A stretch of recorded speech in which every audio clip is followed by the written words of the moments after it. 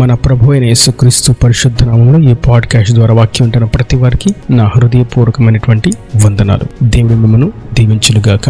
కొరింథీయులకు రాసినటువంటి మొదటి పత్రిక 4వ అధ్యాయము 5వ వచనం చివరి మాట, ప్రతి వానికిని తగిన మెప్పు దేవుని వలన కలుగును. లోకంలో మనం చూస్తూ ఉంటే అన్ని చోట్ల, అన్ని రంగాల్లో, అన్ని ప్రదేశాల్లో, అన్ని సంఘాలలో కూడా మెప్పును కోరుకునేవారు అనేకులు ఉంటారు. నన్ను మెచ్చుకోవాలి, నేను గొప్పగా కనబడాలి, నేను ప్రత్యేకంగా కనబడాలని కోరుకునే వాళ్ళు అనేకులు ఉంటారు. అది పాటలు పాడే విషయంలో గానీ, సంగీతం వాయించే విషయంలో గానీ, సాక్ష్యం చెప్పే విషయంలో గానీ, సంఘంలో ప్రార్థన చేసే విషయంలో గానీ, వాక్యాన్ని బోధించే విషయంలో గానీ, సువార్తను ప్రకటించే విషయంలో గానీ, సంఘ పరిచర్యలో గానీ, సహవాసంలో గానీ, అన్ని కోణాల్లో నేను మాత్రమే మెచ్చుకోదగిన వానిగా ఉండాలి అని కోరుకునేవారు అనేకులు ఉంటారు. అయితే అటివారు గుర్తించవలసినటువంటి విషయం ఏదనగా, ప్రతి వానికి తగిన మెప్పు అనగా ఎంత మెప్పు కావాలో అంత, ఎంత పని చేశారో దానికి తగినటువంటి ప్రతిఫలం ప్రభు యొద్దనే ఉన్నది. ఆయన ద్వారానే వారికి కలుగుతుంది. ఒకవేళ మనుషులకు కనబడాలని మనుషుల మెప్పు కోసం ప్రయత్నం చేసినట్లయితే వానికి మెప్పు దేవుని ద్వారా కలుగదు. అందుకే పలు సందర్భాల్లో ప్రభు అంటారు, మీరు ప్రార్థన చేసేటప్పుడు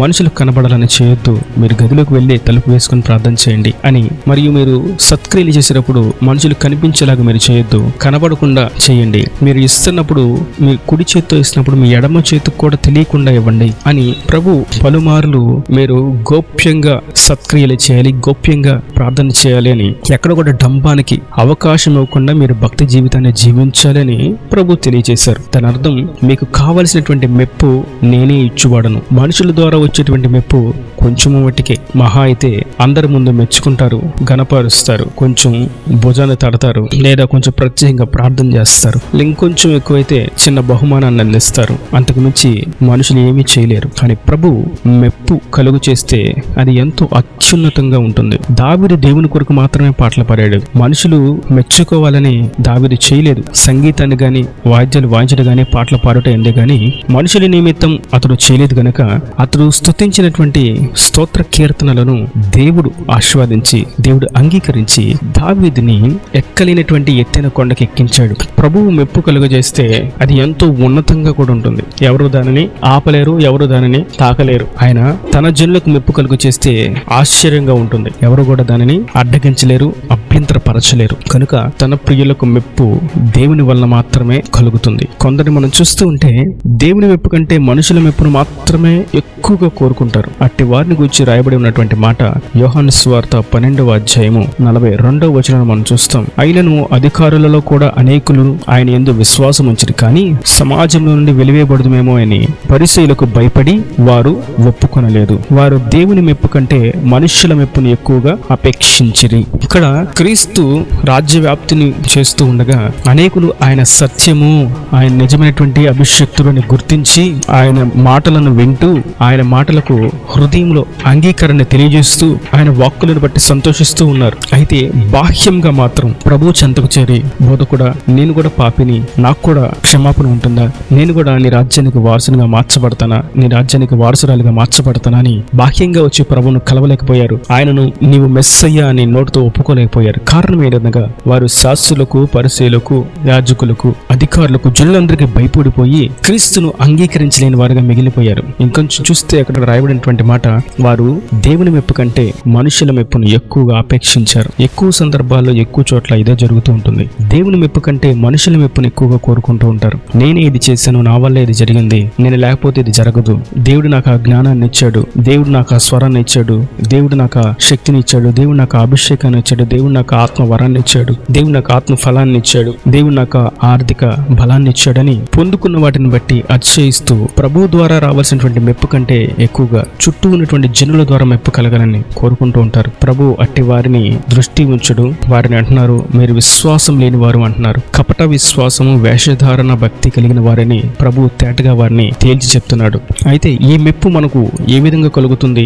మనము దేవుని మెప్పును మాత్రమే కోరుకోవాలి, మనుషుల మెప్పును కోరుకొనకూడదు. ఈ మెప్పు మనకు కలగాలి అంటే మనం ఏ విధంగా ఉండాలి, అసలు ఈ మెప్పు ఏ విధంగా కలుగుతుంది అని చూసినట్టయితే పేతురు రాసినటువంటి మొదటి పత్రిక 1వ అధ్యాయము 7వ వచనంలో చూస్తాం. నశించిపోవు సువర్ణము అగ్ని పరీక్ష వలన శుద్ధపరచబడుచున్నది కదా, దానికంటే అమూల్యమైన మీ విశ్వాసము ఈ శోధనల చేత పరీక్షకు నిలిచినదై యేసుక్రీస్తు ప్రత్యక్షమైనప్పుడు మీకు మెప్పులు మహిమయు ఘనతయు కలుగుటకు కారణమగును. మనకు శ్రమలు శోధనలు వస్తూ ఉన్నప్పటికీ మనకి మెప్పు కలగడానికి మార్గాలు సరళమైనవి అని, దేవుని దగ్గర మనకు మెప్పు దక్కుతుంది అని నిదర్శనం. ఒకవేళ శ్రమలు శోధనలు రాకుండా సవ్యంగా సాగుతుంది, మాకే ఏ ఆటంకాలు ఏ అవరోధాలు లేవు, మేము సంతోషంగా సమాధానంగా ఉన్నాము అని అనుకున్నట్లయితే వారికి మెప్పు కలిగేటువంటి మార్గంలో వారు లేరు. కానీ ఖచ్చితంగా మనం ప్రభు చెంతకు చేరేటప్పుడు ఆయన ద్వారా మెప్పు మనకు కలగాలి.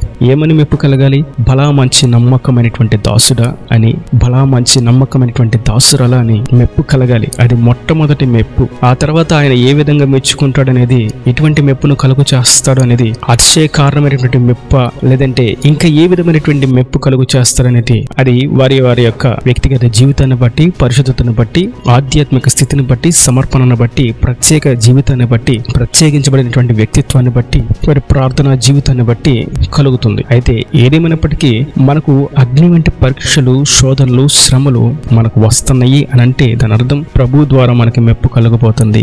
యోబుకు ఎన్ని శ్రమలు వచ్చినా చివరకు అది యోబుకి గొప్ప మెప్పును కలుగు చేసింది. దావీదుకి ఎన్ని శ్రమలు శోధనలు వచ్చినా చివరకు అది దేవుని వల్ల కలిగే గొప్ప మెప్పును కలుగు చేసింది. యోసేపుకు ఎన్ని బాధల ఇబ్బందులు కలిగినా, ఎన్ని ఒడిదుడుకులు, ఎన్ని పరీక్షలు కలిగినా చివరికి అది దేవుని వల్ల కలిగే మెప్పుకు గురి చేసింది. వారందరినీ దేవుడు ఆశీర్వదించాడు. ఒకళ్ళు కాదు, ఇద్దరు కాదు, అనేకమైనటువంటి జనులను దేవుడు ఆశీర్వదించి వారికి మెప్పును కలుగు చేశాడు. అది ఈ భూతరం మీద. అయితే అంతకు మించి పరలోకమందు వేరొక శ్రేష్టమైనటువంటి మెప్పును ఆయన ఇంకా కలుగు చేస్తాడు. అది మహిమకరమైనటువంటి మెప్పు, మహిమ ఘనతను కలుగు చేసేటువంటి మెప్పు. ఇంకో విషయాన్ని మనం చూస్తాం. మనకు మెప్పు ఏ విధంగా కలుగుతుంది అని చూసినట్లయితే రోమీయులకు రాసినటువంటి పత్రిక 2వ అధ్యాయము 29వ వచనం. అయితే అంతరంగమందు యూదుడైన వాడే యూదుడు, మరియు సున్నతి హృదయ సంబంధమైనది, ఆత్మయందు జరుగునదే గాని అక్షరము వలన కలుగునది కాదు. అట్టివానికి మెప్పు మనుష్యుల వలన కలుగదు, దేవుని వలననే కలుగును.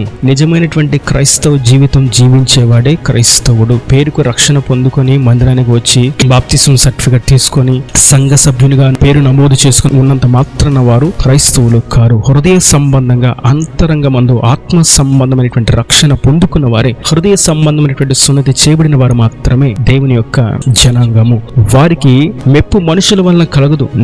నిజమైనటువంటి సద్భక్తితో, పవిత్రంగా, పరిశుద్ధంగా, యథార్థంగా, నీతిమత్వంగా, సమర్పణతో, ప్రత్యేకించబడి తగ్గింపుతో, సాత్వికముతో, దీర్ఘశాంతంతో జీవిస్తున్న వారికి మెప్పు మనుషుల వలన కలగదు. చూసి చూడనట్లుగా తృణీకరింపబడిన వారుగా, ఎన్నిక లేని వారుగా వారు త్రోసి వేస్తారు, వెలివేస్తారు. కానీ వారికి మెప్పు దేవుని వలన కలుగుతుంది. తగిన సమయంలో వారిని హెచ్చించువాడు ఆయనే. వారి శోధనల నుండి, శ్రమల నుండి తప్పించి జయించే శక్తిని ఇచ్చేవాడు. పాపాన్ని అధిరోహించే కాళ్ళతో అణిచివేసే, చితక త్రొక్కించేటువంటి అధికారం ఇచ్చేవాడు ఆయనే. వారు అనగా హృదయ సంబంధమైనటువంటి సున్నతి పొందుకొని క్రీస్తు ద్వారానే నాకు మెప్పు కలుగుతుంది అని విశ్వాసంతో, నిరీక్షణతో ఉన్నవారు లోక పాపాలను జయిస్తూ ఉంటారు. కానీ మనుషుల మెప్పును కోరుకునేవారు లోక పాపాన్ని జయించలేక లోక పాపము చేత మరలగొల్పబడుతూ సాతాను చేతుల బందీలుగా ఉండిపోతారు. మనుషుల మెప్పుకి, దేవుని వలన కలుగు మెప్పుకి వ్యత్యాసం ఇదే. దేవుని వలన కలిగే మెప్పు కొరకు ఎదురు చూసేవారు లోకాన్ని జయిస్తారు.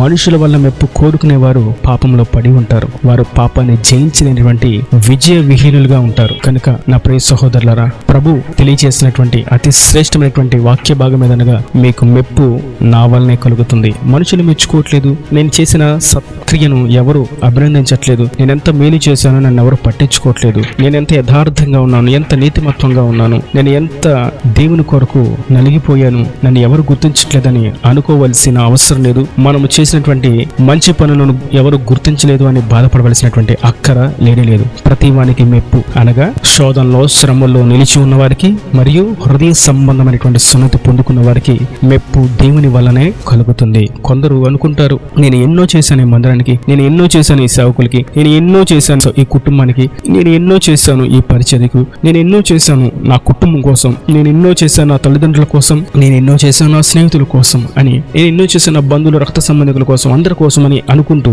వారు ఒక్కరు కూడా నా ప్రక్కన నిలబడలేదే, నాకు వచ్చినటువంటి యొక్క ఆపదలో నాకు ధైర్యం చెప్తూ నాకు అండగా నిలబడిన వారు ఒక్కరు కూడా లేరే అని బాధపడుతూ ఉంటారు. ప్రభు అంటున్నారు, నీవు చేసిన దానికి మెప్పు నా వలన కలుగుతుంది. నేను నీ ప్రక్కన ఉండి నేను నీకు సహాయకుడిగా, నేను నా హస్తానికి తోడుగా ఉంచగా మనుషుల మెప్పును కోరుకున్నట వ్యర్థమని నీ వెరుగువా, వారి సహాయము వ్యర్థమైనదని నీ వెరుగువా, నేనే నీకు మెప్పును కలుగు చేయవాడను, నీ కార్యాలకు ప్రతిఫలం ఇచ్చివాడను, నీ నివాస స్థలమును వర్ధిలింపచేయవాడను. ఈయన దేవుని మాటల ప్రతి వాని హృదయంలో మీరు కట్టి ఫలింపచేయండి గాక. ఆమేన్. God bless you. తలల వంచి కన్నులు మూసేటైతే మీ కొరకు చిన్న ప్రార్థన. ప్రేమ స్వరూపి కరుణ కటాక్షం గల తండ్రి, నా ప్రభు వరకు నీ కృపలో భద్రపరిచారు. ఈ వాక్యాన్ని ప్రతి బిడ్డని మీ నిండాలుగా దీవించండి. మెప్పు నీ వల్లనే కలుగుతుందని, శ్రమలో శోధనల వల్ల మరియు హృదయ సంబంధమైనటువంటి సున్నత పొందుటి చేతనే తప్ప మెప్పు మరి దేని ద్వారా కలగదని, అట్టి సద్భక్తులు ఉన్న వారు మనుషుల వల్ల కలుగు మెప్పును అపేక్షించిన అవసరం లేదని, నీవే తగిన సమయంలో మెప్పును కలుగు చేసి శిఖరాన్ని ఎక్కింపచేస్తామని, ఆశీర్వదిస్తామని, దీవిస్తామని తెలియజేసి ఈ భూ సంబంధమైనటువంటి మెప్పును మాత్రమే కాక పర సంబంధమైనటువంటి మెప్పును కూడా కలుగు చేస్తానని మీరు ధైర్యపరిచిన విధానాన్ని బట్టి నీకు స్తోత్రం. వాక్యం ఉన్న ప్రతి వారి నీ ద్వారా మెప్పును పొందుకోవాలని దృష్టిని నీ మీద ఉంచి ఈ భూమి మీద నీ కొరకు జీవించినట్లుగా కార్యాలు జరిగించినట్లుగా వారికి సహాయం చేసి నిండాలుగా దీవించమని యేసు పరిశుద్ధ నామమున ప్రార్థించి వేడుకుంటున్నాను తండ్రి. ఆమేన్. ఆమేన్.